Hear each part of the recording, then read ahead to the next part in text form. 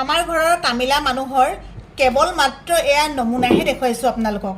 ইয়াতকৈ হৈছে আৰু কি ভয়ংকৰ ৰূপ হ'ব পাৰে কেতিয়াবা ৰুমটোৰ অৱস্থা আপোনালোকে নেদেখিলে বুজিবই নোৱাৰিব।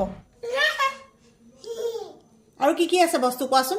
এমূৰৰ পৰা যে তুমি লৈ গৈছা যে, আৰু আজিকালি যে তুমি দন্দুৰী হৈছা যে, মানুহে ভাল বুলি ক'ব নেকি, বেয়া বুলি ক'ব, গম পাইছা?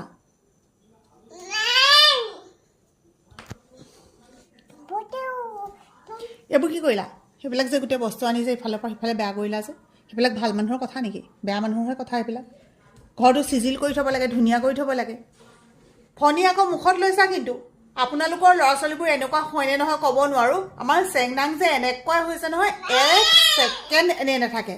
এইফালে যদি গ'ল এই ফণীখন ল'লে, এইফালে যদি গ'ল এইখন চকীখন আনিলে, অলপ পিছতে আনিলে সেইখন আনিলে টেবুলখন, তাৰপিছতে যাব আপোনাৰ এইফালে কাপোৰ কিমান আছে এইবিলাক টানি পেলাই পেলাব। মোৰ আল্লাহটো কাপোৰ গোটেইখিনি পেলায়ে কৈছোঁ নহয়, মাৰিম।